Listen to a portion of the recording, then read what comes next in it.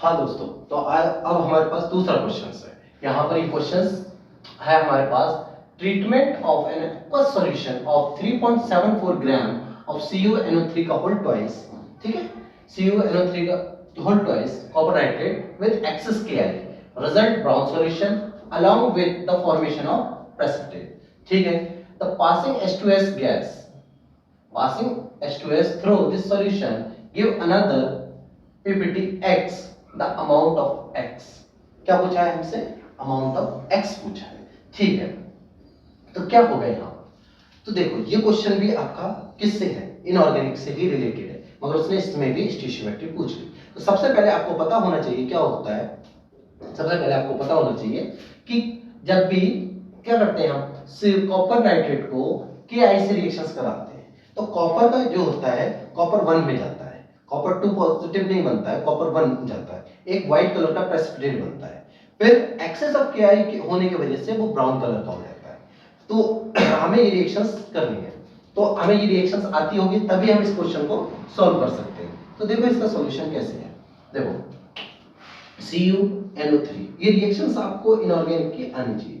CuNO3 है, ठीक है, इसमें आप क्या डालोगे, Ki डालना है अपने एक्सेस में, तो क्या हो जाएगा Cu2I2 प्लस हो जाएगा आपका, क्या बनेगा आपका Ki3 बनेगा प्लस बन जाएगा आपका KNO3, ठीक है। अब देखो बैलेंस करो रिएक्शंस को, यहाँ 2 लगा लो, 2 कॉपर इधर 2 कॉपर इधर, ना NO3 कितने हो गए 4 हो गए, तो यहाँ पर 4 लगा दो, यहाँ पर पोटेशियम आपके 5 हो गए, 5 हो गए, आयोडीन बैलेंस है 2 और 3 5, ठीक है। ये रिएक्शन है बेटा, क्या है, ये रिएक्शन है आपकी।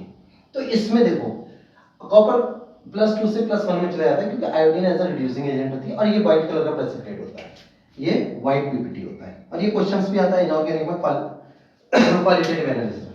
ये व्हाइट कलर का प्रेसिपिटेट होता है मगर ये सॉल्यूशन ब्राउन कलर का दिखता है। तो ब्राउन कलर का क्यों दिखता है, Ki3 की वजह से, Ki3 की वजह से ये ब्राउन कलर का दिखता है, ये चीज होती है, ये क्वेश्चन आता है आपसे, ठीक है। तो अब देखो यहाँ पे हमें सॉल्यूशन इसको कैसे करना है, देखो अब यहाँ से लगाओ, ये रिएक्शन बैलेंस हो गई, तो उसने बोला है 3.74 grams CuNO3 whole twice react with excess of it। तो देखो इसका कॉपर नाइट्रेट का क्या नाम है, हम मोलर मास निकाल लेते हैं, Ki3 बन रहा है, ठीक है। देखते हैं इसके 2 मोल से किस किस में लगाना है, इसमें और Ki3, क्योंकि आगे वाली रिएक्शन Ki3 से होने वाली है, तो 2 मोल के लिए इसका कितना बन रहा है, 1 मोल बन रहा है, कितना बन रहा है बेटा, 1 मोल बन रहा है, कितना, 1 मोल। अब इसका क्या नाम है, हमें मोलर मास निकालना होगा, तो Cu का होता है आपका, मैं इधर कैलकुलेट करता हूँ, Cu का होता है 63, और अपना हो गया नाइट्रोजन का 14, ऑक्सीजन का हो गया आपका, तो 2 है तो 28 लिख लेता हूँ मैं डायरेक्ट, 2 से मल्टीप्लाई भी करनी पड़ेगी ना, और नाइट ऑक्सीजन का हो जाता है 16 16 32 होते हैं 48, 48 इंटू 2, 48 इंटू 2 आ गया तुम्हारा 8 दूनी 16 9 96 ये हो गया, ठीक है। अब देखो यहाँ से मोलर मास निकाल लेते हैं, 8 और 6 14 और 3 17, हासिल कितना हो गया 1 कैरी 6 और 9 और 9 18 हो गया, ठीक है। तो अपना के मोल्स कितने आएंगे, 187 इसका मास हो गया, तो 3.74 अपॉन 187, तो ये आ गया बेटा कितना टाइम्स, मुझे लगता है 2 टाइम्स कर जाएगा, 36 सही है, ये आ जाएगा 0.02 मोल्स किसके हैं, कॉपर नाइट्रेट के। देखो इसके 2 मोल से ये बन रहा है 1 मोल, कितना बन रहा है, 1 मोल बन रहा है, तो 0.02 मोल से ये बनेगा 0.01 मोल, तो Ki अपना कितना बन गया 0.1 मोल। अब देखो आप ये क्वेश्चन तभी कर सकते हो जब आपको ये रिएक्शंस पता है, अदरवाइज नहीं कर सकते, तो इनऑर्गेनिक पे भी फोकस अच्छे से देना है। अब देखो अपना ये सब आ गया, इसको मैं मिटा देता हूँ, गंदा सा, ठीक है, ये चीजें सब मिटा दे रहा है, ये आ गई होगी आपको।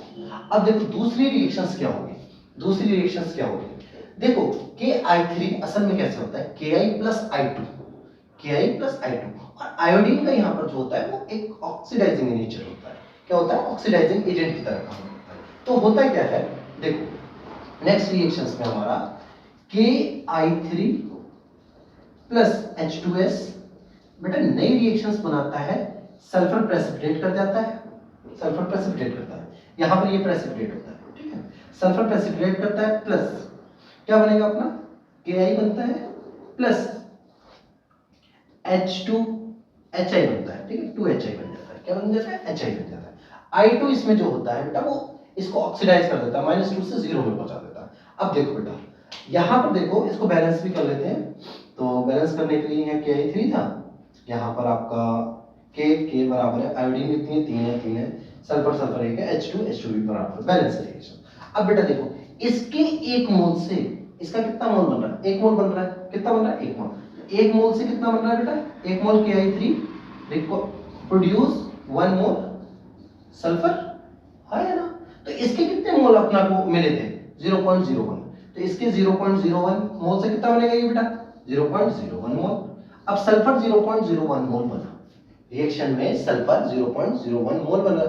अब देखो इसका मास निकालना है, तो आपको पता है मोल्स इज इक्वल टू क्या हो जाता है बेटा वेट अपॉन मोलर मास, ठीक है, मोलर मास हो जाता है।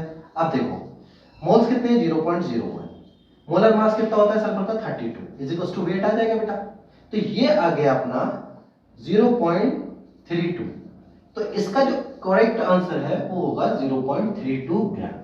तो ये ऐसे करके क्वेश्चंस आते हैं आपके एडवांस में। एडवांस वाला डायरेक्ट क्या नाम है आपसे स्टेशियो कोई भी टॉपिक एक बार नहीं पूछता, वो 2 एक क्वेश्चंस को मिला के देता है। तो स्टेशियोमेट्री पे ये क्वेश्चंस भी आपको 2022 में आया था, ठीक है। क्या करना था सबसे पहले आपको रिएक्शंस आनी चाहिए थी।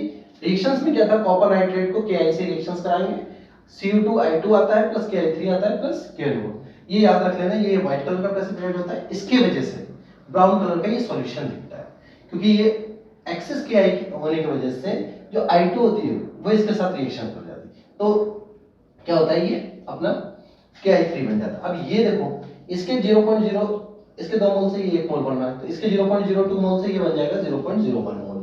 अब देखो इसका Ki3 प्लस H2S रिएक्शन करता है sulphur plus Ki plus 2HI होगा, जब ये रिएक्शन नहीं आएगी तो आगे का नहीं होगा, पहले रिएक्शंस भी पढ़नी होती है, ठीक है, मगर अपना को अपना कॉन्सेप्ट यूज करना भी आना चाहिए। तो 1 मोल से ये 1 मोल बन रहा है, तो 0.01 मोल से ये 0.1 मोल है।